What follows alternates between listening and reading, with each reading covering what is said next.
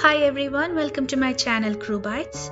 Today's recipe, just like the name says, is magical. It's called the Magic Custard Cake, which is very popular and all over the internet. This recipe creates 3 completely different textural layers using basic ingredients and just one batter. It's so delicious and it just melts in your mouth. It's got a fudge-like layer at the bottom, custard layer in the middle, and a sponge layer on the top. I'll explain more about this as and when we prepare this cake. So let's have some fun baking this magical cake. So for this recipe, you need all-purpose flour, which is the plain flour, 115 grams, eggs 4, milk 2 cups, which is about 500 ml, castor sugar 150 grams, unsalted butter 125 grams, vanilla extract 1 teaspoon, icing sugar for dusting, and few drops of vinegar. Preheat your oven to 160 degrees Celsius, which is 325 degrees Fahrenheit.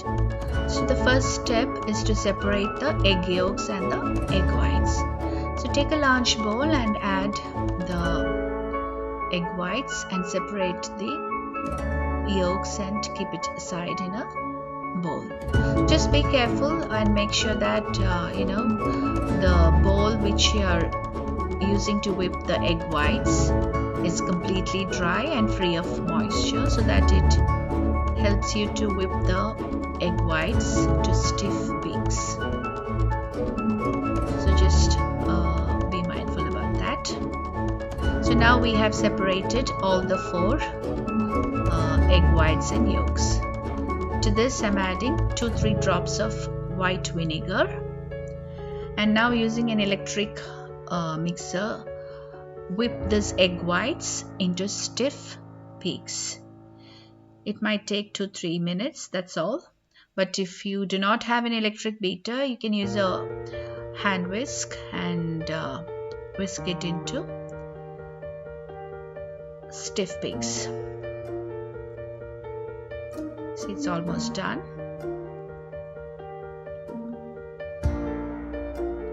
So now I'm just transferring that to a separate bowl and keeping it aside, because we'll be using the egg whites only at the end of the preparation. Now take a bowl and add the 4 egg yolks which you had kept aside. Here I'm using the same bowl which we had used to whip the egg whites. Also add in 150 grams of castor sugar. You can add white granulated sugar as well, but if you can, just use castor sugar 150 grams, and just beat the sugar and the egg yolks to light and creamy mixture. See, to this now we're going to add 1 teaspoon of vanilla extract.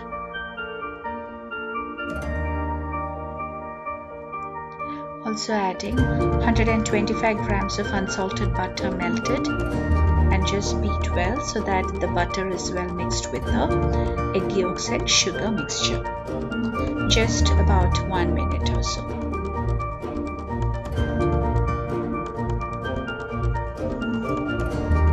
Now I'm adding 115 grams of all-purpose flour, which is plain flour or maida, and then just mix it until the flour is just combined with the mixture.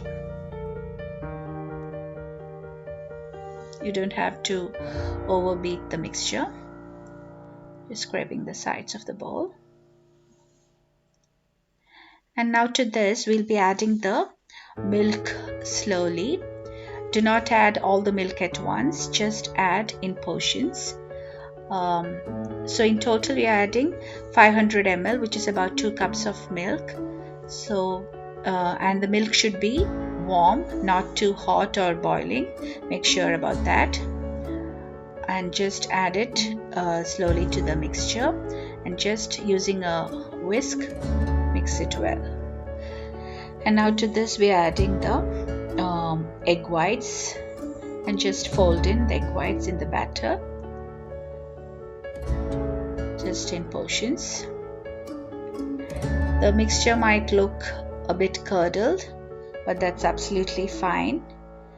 So just fold in the egg whites using a spatula, or you can use a wire whisk, and just fold in lightly so that the egg whites is mixed well in the batter. Do not over mix it.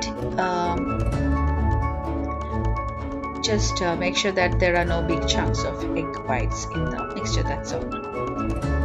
The batter will be very thin and liquidy, so don't worry about that. That's how this batter should be. So that's it. We have folded in the egg whites as well. I'll just show you a close-up view of the mixture. This is how your batter will look like. It's very thin and looks a bit curdled, which is absolutely fine.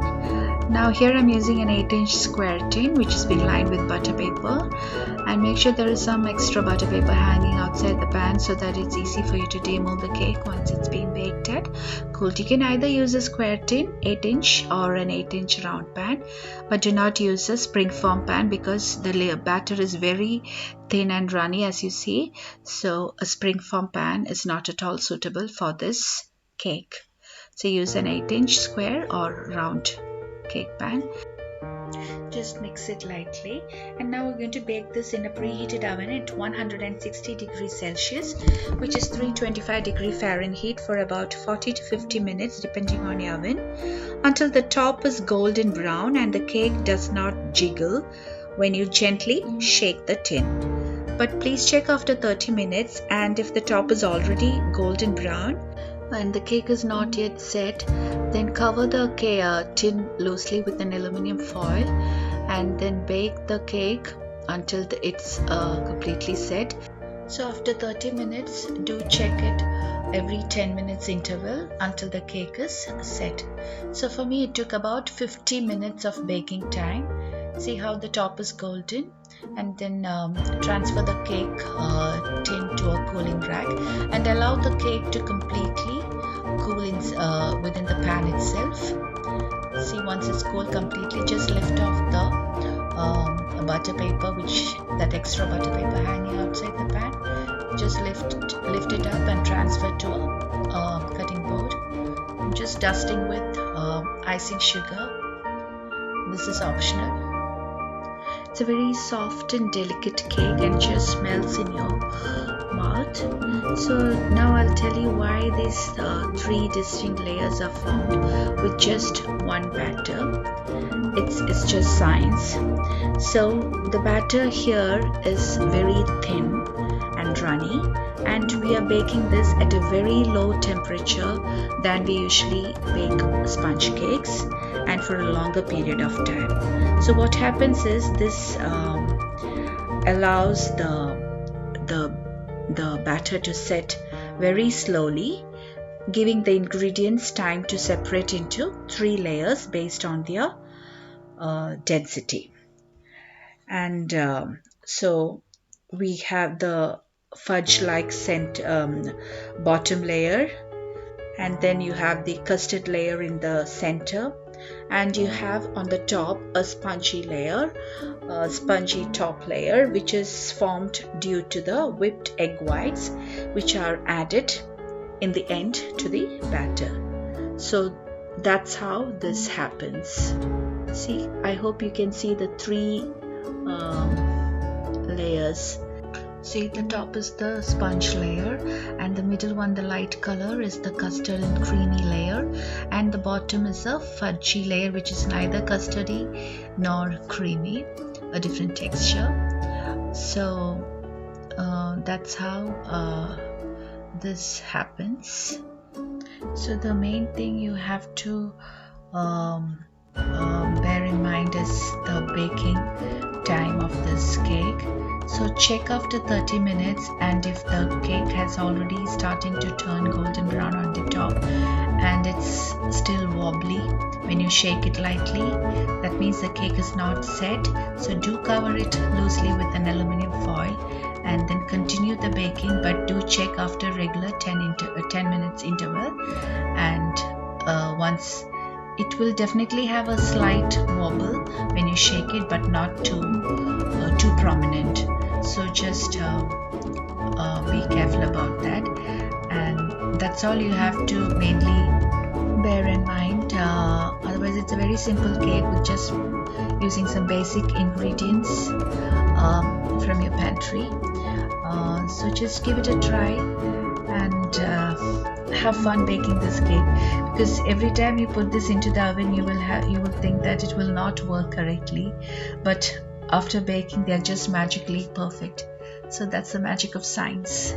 And also remember to store this cake in an airtight container in the refrigerator and use it within 2 days.